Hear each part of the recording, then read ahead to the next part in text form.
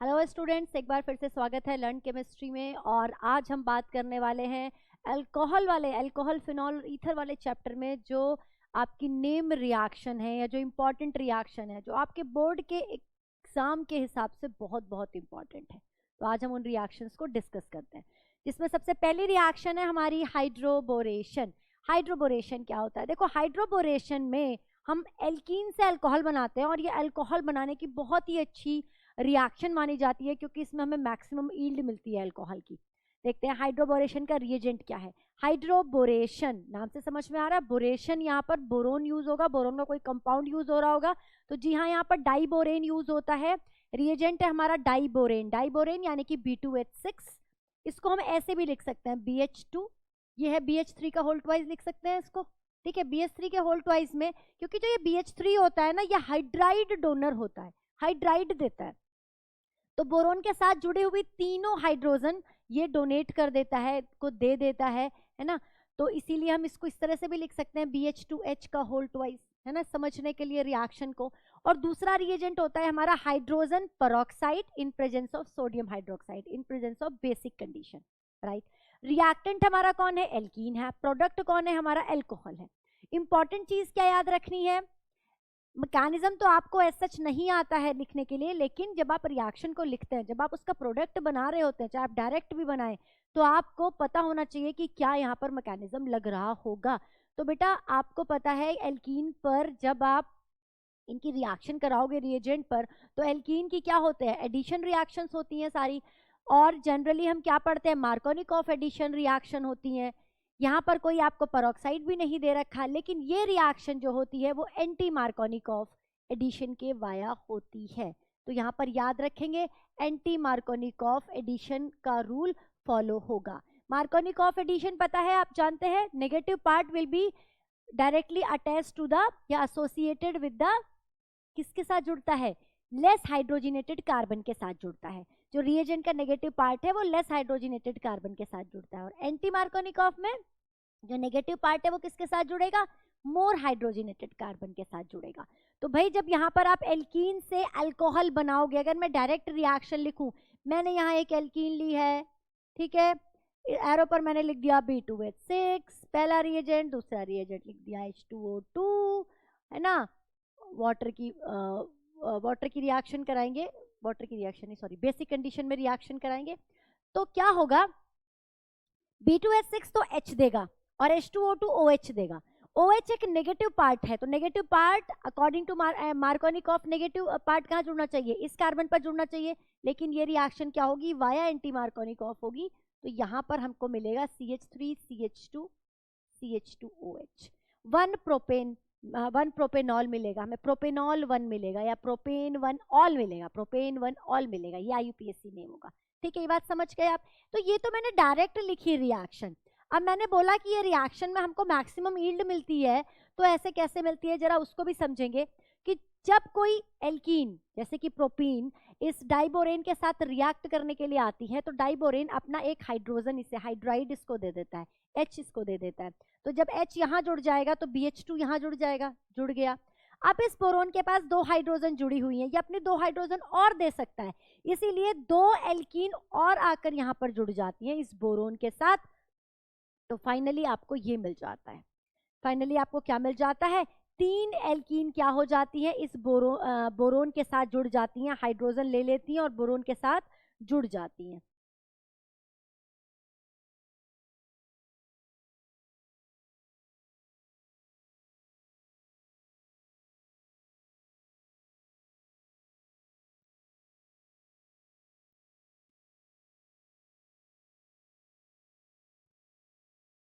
अब रिएक्शन को समझते हैं। रिएक्शन में क्या होता है कि जो एल्कीन होती है, एल्कीन बोरेन के साथ रिएक्ट करती है।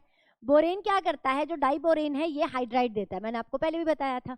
तो एक H देगा और ये टूटेगा कैसे? BH3 कैसे टूटेगा भाई, है ना। BH3 कैसे टूटेगा? BH2 में और H में टूटेगा ना, तो H और BH2 जुड़ेंगे यहाँ पर, तो एक जगह H जुड़ जाएगा, एक जगह BH2 जुड़ जाएगा। लेकिन इस बोरोन के पास अभी और हाइड्रोजन बाकी है, तो ये बाकी 2 और एल्कीन को अपने साथ जोड़ लेगा, मतलब 2 और एल्कीन को अपने हाइड्राइड दे देगा, राइट। तो आपको ये ट्राई एल्काइल एडिशन प्रोडक्ट मिल जाएगा। ट्राई एल्काइल एडिशन प्रोडक्ट मिल जाएगा। बोरोन के साथ तीन एल्कीन आकर चिपक जाएंगी। फिर आप सेकेंड रिएजेंट लगाओगे अपना, यानी कि हाइड्रोजन पेरोक्साइड लगाओगे OH नेगेटिव बेसिक कंडीशन में, तो क्या मिलेगा आपको? अल्कोहल मिलेगा। तो अल्कोहल के 3 मॉलिक्यूल मिलेंगे बेटा, अल्कोहल के 3 मॉलिक्यूल मिलते हैं। यहाँ पे आपने एक मॉलिक्यूल रिएजेंट का लिया, आपने एक बोरोन का डाइबोरेन का मॉलिक्यूल लिया और आपको 3 मॉलिक्यूल अल्कोहल के मिल गए, इसीलिए इसको अच्छी यील्ड वाली रिएक्शन कहा जाता है, इसीलिए ये इंपॉर्टेंट रिएक्शन है हाइड्रोबोरेशन। नेक्स्ट है क्यूमीन से फिनॉल कैसे बनाया जाए। इंडस्ट्रियल प्रिपरेशन होता है ये फिनॉल का, बहुत बहुत इंपॉर्टेंट होती है ये रिएक्शन भी। क्यूमीन यानी कि आइसोप्रोपाइल बेंजीन, आइसोप्रोपाइल बेंजीन ये नाम भी आपको पता होना चाहिए भाई, है ना। क्यूमीन या फिर आइसोप्रोपाइल बेंजीन जिसको कह रहे हैं, इसको ये एयर की प्रेजेंस में इसका ऑक्सीडेशन हो जाता है और क्यूमीन हाइड्रोपेरोक्साइड बना देता है। इसका नाम क्या है? Cumene hydroperoxide. राइटिंग बहुत सही नहीं आ रही होगी क्योंकि मेरी इस फिंगर इसमें थंब में चोट लगी हुई है। क्यूमीन हाइड्रोपेरोक्साइड, लेकिन आई थिंक आपको समझ में आ रहा होगा जो मैंने लिखा। उसके बाद इसको एसिडिक कंडीशन में डाइल्यूट एसिड के साथ इसकी रिएक्शन कराई जाती है, तो फिनॉल आपको मिल जाता है, जो आपका डिजायर्ड कंपाउंड होता है वो आपको मिल जाता है। साथ में आपको acetone as a by product मिलता है जिसको आप एज अ सॉल्वेंट यूज कर सकते हो, ठीक है। तो फिनॉल बनाने की ये बहुत अच्छी रिएक्शन है, बहुत इंपॉर्टेंट रिएक्शन है। थर्ड रिएक्शन देखेंगे नाइट्रेशन ऑफ फिनॉल, फिनॉल का नाइट्रेशन करेंगे। देखिए जो फिनॉल है वो ऑर्थो पैरा डायरेक्टिंग ग्रुप है, जब इसका आप नाइट्रेशन करोगे तो आपको ऑर्थो और पैरा पर नाइट्रो ग्रुप ये भेज देगा, ऑर्थो और पैरा डेरिवेटिव मिलेगा। लेकिन ये रिएक्शन डाइल्यूट HNO3 की प्रेजेंस में हो जाएगी। जनरली हम नाइट्रेशन करते हैं तो कॉन्सेंट्रेटेड HNO3 लेते हैं इन प्रेजेंस ऑफ कॉन्सेंट्रेटेड H2SO4, लेकिन फिनॉल के केस में क्या होगा? डाइल्यूट HNO3 से ही आपको ऑर्थो और पैरा नाइट्रोफिनॉल मिल जाएगा। आपको पता है पैरा वाला क्या होता है? मेजर होता है। लेकिन अगर हमने कॉन्सेंट्रेटेड HNO3 ले लिया तो क्या होगा बेटा? अगर आपने कॉन्सेंट्रेटेड HNO3 ले लिया तो जो ये फिनॉल होता है ना, ये बहुत ही ज्यादा पोलर ग्रुप होता है। ये क्या करेगा? नाइट्रो ग्रुप को 3 जगह पर भेज देगा, एक साथ 3 जगह नाइट्रेशन करा देगा और आपको मिलेगा ट्राई नाइट्रोफिनॉल, या फिर जिसको हम कहते हैं पिक्रिक एसिड। बहुत ही स्ट्रॉन्ग एसिड होता है पिक्रिक एसिड। तो नाइट्रेशन याद रखेंगे फिनॉल का, नॉर्मल नाइट्रेशन नहीं होता। जब आप जो डाइल्यूट HNO3 है, डाइल्यूट नाइट्रिक एसिड की प्रेजेंस में रिएक्शन कराओगे तो आपको ऑर्थो और पैरा डेरिवेटिव मिलेंगे। ऑर्थो और पैरा को आप सेपरेट कर सकते हो with the help of steam distillation. Steam distillation से हम इसको सेपरेट कर सकते हैं। उसका रीजन क्या है कि जो ऑर्थो नाइट्रोफिनॉल है, it is steam volatile due to intramolecular hydrogen bonding, due to intramolecular hydrogen bonding.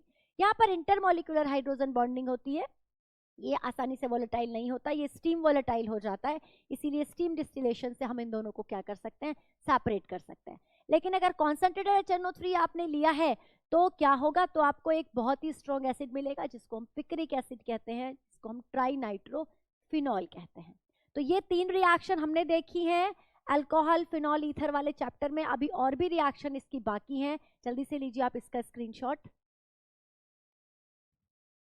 चलिए अब देखते हैं अपनी 4th रिएक्शन। नेक्स्ट रिएक्शन हमारी कौन सी है? Halogenation reaction. फिनॉल का जो हेलोजिनेशन होगा, नॉर्मली जो आप हेलोजिनेशन करते हो, आपने बेंजीन का किया, आपने क्लोरोबेंजीन का किया, तो वहां पर आप एक लिविस एसिड लेते हो, FeBr3 या एनहाइड्रस AlCl3 एरो पर लिखा होता है ना। वो क्या करता है? वो पोलराइज करने का काम करता है, वो इलेक्ट्रोफाइल जनरेट करने का काम करता है। लेकिन इस केस में ऐसा नहीं होता। यहाँ देखो आप, मैंने हेलोजिनेशन की दोनों रिएक्शन लिखी हुई है, दोनों में कहीं भी हमने FeBr3 यानी कि लिविस एसिड को नहीं लिया है। उसका क्या रीजन है अभी आपको बताती हूँ। पहले आप देखिए कि हेलोजिनेशन की 2 रिएक्शंस लिखी है। पहली रिएक्शन में हमने फिनॉल की रिएक्शन कराई है Br2 के साथ, मतलब ब्रोमिनेशन करा रहे हैं Br2 के साथ, तो रिएक्शन कराएंगे ही in presence of low polarity solvent. किसकी प्रेजेंस में करा रहे हैं? CH2 ले रहे हैं या फिर CHCl3 ले रहे हैं। कैसे सॉल्वेंट है? लो पोलैरिटी सॉल्वेंट है। हमें हाई पोलैरिटी सॉल्वेंट यहाँ नहीं चाहिए, यहाँ नहीं चाहिए। जो हमने लिविस एसिड नहीं लिया है उसका रीजन भी यही है कि उसका क्या काम था? वो Br2 को पोलराइज करता था और Br पॉजिटिव बनाने में हेल्प करता था। लेकिन हमें यहाँ पर पोलराइजेशन की जरूरत ही नहीं है। उसका रीजन है कि जो ये फिनॉल होता है ये हाईली एक्टिवेटेड होता है, इसको पोलराइजेशन की जरूरत नहीं होती, ये लो पोलैरिटी सॉल्वेंट में भी ब्रोमिनेशन कर लेगा। देखिए क्या बनाएगा, ऑर्थो और पैरा ब्रोमोफिनॉल यहाँ पर हमें मिलेंगे, जहां पर जो पैरा ब्रोमोफिनॉल है वो मेजर कंपाउंड होगा। लेकिन अगर हमने क्या किया, गलती से ब्रोमिनेशन हाई पोलैरिटी सॉल्वेंट यानी कि वाटर की प्रेजेंस में करा दिया, आप इसे कह सकते हैं कि ब्रोमीन वाटर के साथ रिएक्शन करा दी। ब्रोमीन वाटर क्या है, Br2+H2O, या एक्वस ब्रोमीन की प्रेजेंस में रिएक्शन करा दिया, एक्वस ब्रोमीन कह सकते हो, ब्रोमीन वाटर कह सकते हो, या फिर Br2+H2O कह रहे हैं। H2O is a polar solvent, इसकी प्रेजेंस में अगर रिएक्शन करा दी और फिनॉल ऑलरेडी जो OH ग्रुप है वो ऑलरेडी बहुत एक्टिव था, ऊपर से पोलर आपने सॉल्वेंट भी डाल दिया, तो ये क्या करेगा, 3 जगह पर एक साथ ब्रोमिनेशन करा देगा और आपको मिलेगा ट्राइब्रोमोफिनॉल। ट्राइब्रोमोफिनॉल का वाइट प्रेसिपिटेट मिलता है। ये भी एक टेस्ट की तरह यूज किया जा सकता है, डिस्टिंग्विश टेस्ट की तरह यूज किया जा सकता है कि अगर फिनॉल की रिएक्शन हम ब्रोमीन वाटर के साथ करें तो हमें क्या मिलता है, वाइट प्रेसिपिटेट मिलता है। चलिए नेक्स्ट रिएक्शन देखते हैं। Next reaction, it is a name reaction, बहुत इंपॉर्टेंट रिएक्शन है, राइमर-टीमन रिएक्शन। राइमर-टीमन रिएक्शन का जो रिएजेंट होता है वो होता है CH प्लस एक्वस NaOH ले सकते हो या KOH ले सकते हो। बेस की प्रेजेंस में रिएक्शन होगी CH के साथ। यहाँ एक इंपॉर्टेंट बात बताऊंगी कि यहाँ एक रिएक्शन इंटरमीडिएट है, ये भी आपको पता होना चाहिए। इस रिएक्शन का जो इंटरमीडिएट होता है वो होती है डाइक्लोरोकार्बीन। ये जो CCl2 है ना, इन बिटवीन द रिएक्शन जो बनी ये, दिस इज डाइक्लोरोकार्बीन, ये यहाँ पर रिएक्शन इंटरमीडिएट का काम करती है। जैसे आपने कार्बोकेटाइन पढ़ा है, कार्बन एनायन पढ़ा है, इसी तरह से कार्बीन भी रिएक्शन इंटरमीडिएट होते हैं। जैसे फ्री रेडिकल इंटरमीडिएट होते हैं, ऐसे ही कार्बीन है, नाइट्रीन है, बेंजाइन है, ये तीनों भी रिएक्शन इंटरमीडिएट है। तो राइमर-टीमन रिएक्शन ऐसी है जहां पर जो डाइक्लोरोकार्बीन है वो एज अ रिएक्शन इंटरमीडिएट होता है। रिएक्शन देखते हैं। जब फिनॉल की रिएक्शन आप CCl3 और NaOH के साथ कराओगे तो क्या होगा, पहले ये जो NaOH होगा इस H को हटाकर ONa में कन्वर्ट कर देगा और CHCl3 क्या करेगा, डाइक्लोरोकार्बीन प्रोड्यूस करेगा और यहाँ पर ऑर्थो पर वो लग जाएगी। यहाँ पर ऑर्थो और पैरा दोनों मिलेंगे, हमें ऑर्थो पर भी लग सकती है, पैरा पर भी लग सकती है। फर्दर यहाँ पर NaOH की रिएक्शन या वाटर की रिएक्शन कराई जाएगी तो दोनों Cl की जगह OH आ जाएगा और आपको पता है कि दो OH एक साथ नहीं रह सकते, वाटर निकल जाएगा और आपको CHO ग्रुप मिल जाएगा। फिर इस पर H पॉजिटिव की रिएक्शन कराएंगे तो Na को रिप्लेस करके H आ जाएगा। तो मिला क्या आपको, फिनॉल के साथ ऑर्थो पर CHO अगर लगा हुआ है, इस कंपाउंड को हम कहते हैं सैलिसल्डिहाइड। क्या कहते हैं, सैलिसल्डिहाइड कहते हैं। तो फिनॉल से सैलिसल्डिहाइड बनाने की जो रिएक्शन है दैट इज राइमर-टीमन रिएक्शन। अगली नेम रिएक्शन देखते हैं, दैट इज कोलबेज रिएक्शन। कोलबेज रिएक्शन में क्या होगा, यहां पर भी NaOH तो लोगे ही, लेगे आप रिएक्शन में लोगे एज ए रिएजेंट, लेकिन क्लोरोफॉर्म की जगह यहाँ पर CO2 यूज करी जाएगी। तो जब आपने NaOH लिया तो H को रिप्लेस करके ONa बन गया और फिर आपने यहाँ पर क्या लिया, CO2 लिया। CO2 ने क्या किया, इसके ऑर्थो पोजीशन पर अटैक करा, ठीक है, CO2 यहाँ पर अटैच हो गया और अगर आपने H पॉजिटिव की रिएक्शन कराई तो Na भी हट गया। आपको जो एसिड मिला उसका नाम है सैलिसिलिक एसिड या ऑर्थो हाइड्रोक्सी बेंजोइक एसिड। इसका दूसरा नाम क्या है, IUPAC नेम क्या है, ऑर्थो हाइड्रोक्सी बेंजोइक एसिड, जिसको हम क्या कहते हैं, सैलिसिलिक एसिड कहते हैं। सॉरी, सैलिसिलिक एसिड से हम क्या बनाते हैं, एस्पिरिन बनाते हैं। एस्पिरिन, ये जो एस्पिरिन होती है ये एंटीपायरेटिक भी होती है, एनाल्जेसिक होती है और साथ में क्या करती है, ये ब्लड थिन करने का काम करती है, as a blood thinner use की जाती है। एस्पिरिन बनाया जाता है सैलिसिलिक एसिड। नेक्स्ट रिएक्शन देखते हैं, ऑक्सीडेशन ऑफ फिनॉल। फिनॉल के ऑक्सीडेशन की रिएक्शन भी बहुत बार आपके एग्जाम में आ जाती है।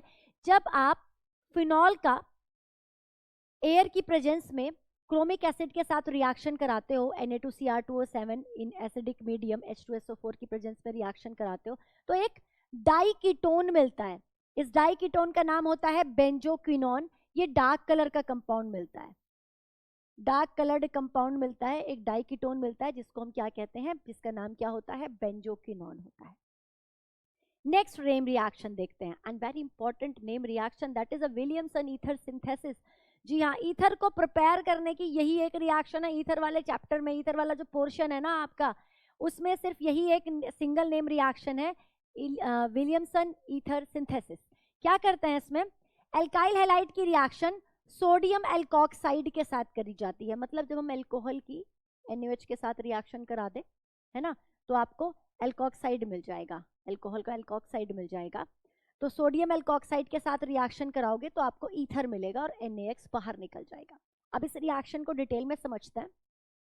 पहली बात यहाँ पर बता दूं, ये एक SN2 रिएक्शन है, ये इंपॉर्टेंट चीज है, याद करें। एनसीईआरटी में भी गिवन है, एक्स्ट्रा कुछ नहीं बता रही हूँ, एनसीईआरटी वाला पोर्शन ही पढ़ा रही हूँ आज, ठीक है। एक्स्ट्रा नहीं पढ़ा रही हूँ, जो आपके बोर्ड के लिए इंपॉर्टेंट है, जो एनसीईआरटी में गिवन है, हम सिर्फ वही बात कर रहे हैं। SN2 रिएक्शन होती है, पहली बात आप ये याद रखें। दूसरा, alkyl halide should be 1 degree. Alkyl halide यहाँ पर आपको प्राइमरी एल्काइल हैलाइड लेना है, सेकेंडरी या टर्शरी नहीं लेना। विलियमसन ईथर सिंथेसिस से हम सिमेट्रिक और एसिमेट्रिक दोनों तरह के ईथर बना सकते हैं। अब जब आप 1 डिग्री एल्काइल हैलाइड लोगे तो आपको अगर 2 डिग्री या 3 डिग्री टाइप का ईथर चाहिए होगा तो आप वेरिएशन कहाँ कर सकते हो, एल्कोक्साइड में वेरिएशन कर सकते हो। ये 2 डिग्री ले सकते हो, 3 डिग्री ले सकते हो, 1 डिग्री ले सकते हो, लेकिन alkyl halide should be 1 degree, right. उसका रीजन क्या है, पहले हम 1 डिग्री के साथ एक रिएक्शन देखते हैं।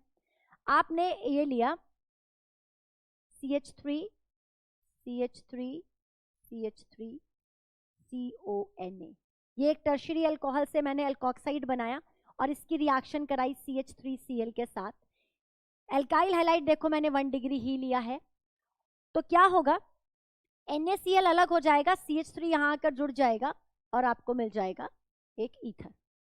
दिस इज द रिएक्शन, ये रिएक्शन होगी, राइट। ये एक SN2 रिएक्शन है, ठीक है, ये एक SN2 रिएक्शन है और यहां पर क्या हो रहा है, ईथर बन रहा है। SN2 क्यों है, क्योंकि एल्काइल हैलाइड आपका 1 डिग्री है, 3 डिग्री होता तो SN1 होती है, 1 डिग्री एल्काइल हैलाइड लिया तो इट इज SN2 अटैक। अब मैम अगर हमने 1 डिग्री ना ले, हम यहाँ पर 2 डिग्री या 3 डिग्री ले लें, तो देखिए क्या होगा बेटा, वहां पर SN2 रिएक्शन नहीं होगी, वहां पर SN2 रिएक्शन नहीं होगी, वहां पर क्या हो जाएगा, वहां पर सब्स्टिट्यूशन की जगह क्या हो जाएगा, एलिमिनेशन हो जाएगा, वहां पर एलिमिनेशन की रिएक्शन हो जाएगी। देखिए अगर आपने एक टर्शरी हैलाइड लिया और इसकी रिएक्शन कराई NaOCH3 से, अब जो ये NaOCH3 है, पहले जब हम रिएक्शन करा रहे थे ये एज अ न्यूक्लियोफाइल काम कर रहा था, लेकिन ये केवल एल्कोक्साइड जो ग्रुप होता है ये न्यूक्लियोफाइल की तरह ही काम नहीं करता, ये इलेक्ट्रोफाइल की तरह भी काम करता है। आपने पढ़ा होगा जो एल्कोहल है it will act as a nucleophile as well as electrophile, तो इसी तरह जो ये एल्कोक्साइड होता है ये न्यूक्लियोफाइल की तरह भी काम करता है और एक स्ट्रॉन्ग बेस की तरह भी काम करता है। तो यहाँ पर ये बेस की तरह काम करने लगेगा, यहाँ पर ये बेस की तरह काम करने लगेगा, इस Cl को भी यहां से निकाल लेगा, हाइड्रोजन को भी यहां से निकाल लेगा और एलिमिनेशन करेगा और आपको मिलेगी बेटा एल्कीन। आपको क्या मिलेगी, एल्कीन। आपको क्या चाहिए था, आपको चाहिए था ईथर, आपको मिल क्या रहा है, आपको मिल रही है एल्कीन मिल रही है, ठीक है। तो अगर हम एल्काइल हैलाइड 1 डिग्री लेंगे तभी हमें ईथर मिलेगा। अगर हमने एल्काइल हैलाइड 2 डिग्री या 3 डिग्री ले लिया तो वहां पर सब्स्टिट्यूशन ना रिएक्शन ना होकर कौन सी रिएक्शन हो जाएगी, एलिमिनेशन रिएक्शन हो जाएगी। इस बात का ध्यान रखेंगे। तो alkyl halide should be 1 degree, it is very very important thing. Reaction का ऐसा मैकेनिज्म क्या होता है, SN2 रिएक्शन होती है, वाया SN2 होती है। तो ये 8 रिएक्शंस हमने जो इंपॉर्टेंट 8 रिएक्शन है अल्कोहल, फिनॉल और ईथर वाले चैप्टर की, जो हमारे बोर्ड के पॉइंट ऑफ व्यू से बड़ी इंपॉर्टेंट है, उनको हमने आज डिस्कस किया है। आप इन सारी रिएक्शन को अच्छे से रिवाइज करें और ऐसे ही पढ़ते रहिए और बढ़ते रहिए। Thank you so much.